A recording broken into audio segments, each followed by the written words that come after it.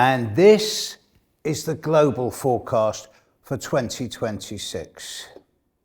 In all of my years of doing astrology, I've never seen such a paradox. I've just completed 12 sun sign videos for 2026 for the signs of the zodiac. And for almost every sign, and for most of the people in every sign, it's looking much better than it's done for years and years and years. But that's at the individual level. At the global level, wow, this is it. 2026 is the year we've been heading towards for decades, if not centuries. For years, I've been pumping out stuff about what's coming up in 2026, and here we are. And now I've got a detailed breakdown of the schematic as I see it. I've gone on and on and on over recent months about the acceleration of evolution, about how intelligence and compassion mixed with AI is the future of humanity, about how the human consciousness escalation is accelerating into a point of no return where we break through or break down. And 2026 is the nexus point for this transformation. Admittedly, I don't expect big results this year, but the seeds are being sown this year for the very long-term future. Now, there are a number of different pointers about 2026, and there are 3 specific times that I want to focus on. But let's give you the breakdown. Firstly, during the period of the 14th of January to the 18th of June, all of the planets in the sky, bar the moon, are in one half of the sky. So anybody born between the 14th of January and the 18th of June, they can have everything in their chart in one hemisphere, except possibly the moon, which will be in the other hemisphere for 2 weeks out of every 4. So straight away, that's unusual. Now, I can assure you that once we're into August, certainly September, everything calms down. And there's going to be quite a lot of calm in this coming year, but there's going to be a few trigger points which are absolutely bonkers. So let's look at these. The first will come in January. January starts with a really concentrated period with the new moon in Capricorn on the 3rd of January and the full moon in Cancer on the 3rd of January, and that's going to be opposite the Sun and opposite Venus and opposite Mars and conjunct Jupiter. That's a big lineup to start the new year with, but this is tame compared to what's coming up. Once we get into the second half of January, we're going to see a conjunction on the 17th and 18th of January of the Sun, Moon, Mercury, Venus, Mars and Pluto, all 6 planets, all within 7 degrees of each other. That is a massive lineup. I've seen lineups like this once or twice, maybe 3 times before in my life, but this is a sign of things to come. On the 20th of January, the Sun, Mercury, Venus, Mars and Pluto will be less than 5 degrees apart from each other. And that is the day that Saturn in the sky sextiles Uranus, Mars trines Saturn and Mars sextiles Uranus. This is a really important time. 17th to the 20th of January is where there's going to be some type of reaction to all of the gravity, the pressure, and I suggest the lies and the deceit of recent times. As we get into the end of January, yes, Neptune will move into Aries, and that will happen on the 26th of January, followed the next day by Mars conjunct Pluto in late January, on the 27th of January. Then we get into February. Uranus stations on the 4th of February. Saturn will move into Aries on the 14th of February. There is an annual eclipse on the 17th of February. It's the Ring of Fire, and it's strongest over the Antarctic Ocean. And then on the 20th of February, Saturn conjuncts Neptune. So all the time from the 20th of January to the 20th of February, we've got massive outer planetary aspects, huge conjunctions of inner planets with outer planets. The place is going to be rocking.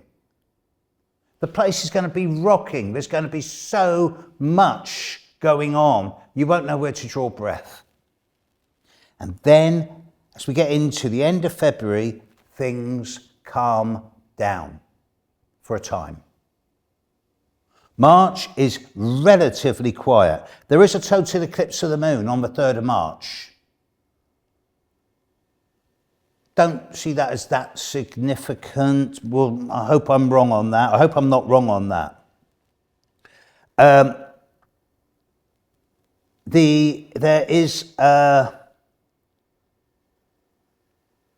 March is quiet. Yes, Saturn sextiles Pluto. But March is quiet. Everyone's going to be sort of recovering from January and February. And everyone's going to be going, what's just happened? How did this happen? How did we allow this to happen? And it's like the final nail in the coffin of the dinosaurs, if you like. And then we get to April, which is the most significant month, or one of the two most significant months of 2026. As we get into April, Mars becomes much more active. It bursts into Aries. It conjuncts Neptune, conjuncts Saturn, sextiles Pluto. And then, 17th of April. Over the 15th, 16th and 17th of April, we have seven planets in Aries. There will be a conjunction of Mercury, Mars, Saturn and Neptune, all within 5 degrees of each other at that time. And on the 17th of April, the moon will conjunct the sun in the annual Aries new moon 1 degree away from Chiron. So sun, moon, Mercury, Mars, Saturn, Chiron, Neptune, all in Aries. This is a breakthrough point or a breakdown point. 7 planets in Aries, 3 in Taurus. It's going to be chaotic. It's going to be dramatic. It will be sudden. And afterwards, it'll all calm down again. But something would have happened by then, which is the point of no return. From then on, things will be different. As we get into May, it's quiet. Mars squares Pluto again. Pluto goes retrograde. June, really quiet. Jupiter moves into Leo at the end of June. July. July. July is the second month of the year where things get absolutely crazy. We start July with Mars conjunct Neptune, Mars conjunct Uranus, Mars sextile Neptune, Mars trine Pluto. This is all going to happen over the 4th and 5th of July, just as Neptune goes retrograde. Then, 15th of July, Uranus sextile Neptune. 17th of July, Uranus trine Pluto. 20th of July, Jupiter trine Neptune. 20th of July, Jupiter opposite Pluto. 21st of July, Jupiter sextile Uranus. 25th of July, Neptune sextile Pluto. Jupiter, Uranus, Neptune and Pluto are all heavily interactive with each other over a 10-day period from the 15th to the 25th of July. And there is a time for about 5 days in the middle of this where we will have Pluto at 4 degrees of Aquarius, Neptune at 4 degrees of Aries, Uranus at 4 degrees of Gemini, and Jupiter at 4 degrees of Leo. Never seen anything like this. I've tried to trace this back for thousands of years. I've never seen anything like this. Together with the 7 planets in Aries at the Aries new moon, around the 17th of April, and this time at the 15th to the 25th of July. These are unprecedented times. This is it. This is the breakthrough or the breakdown. If there's not a massive change in the way the world works or is run, if the same dinosaurs are still in power and still running the systems by the end of July, then I'm going to become a lot more pessimistic than I am now. As we get into August, Mars moves into Cancer. There's various minor eclipses. Jupiter will trine Saturn. September is quiet. Neptune sextiles Pluto. October is quiet. Uranus trines Pluto retrograde. November is really quiet. There is an interesting little sting in the tail in the middle of December. On the 10th of December, Saturn stands still and starts moving forward again. On the 12th of December, Neptune in the sky stands still and starts moving forward again. And on the 13th of December, Jupiter in the sky stands still and starts going retrograde. So that tells me that over the 9th to the 14th of December next year, there's going to be a big paradigm shift in the way that structures of the world are run.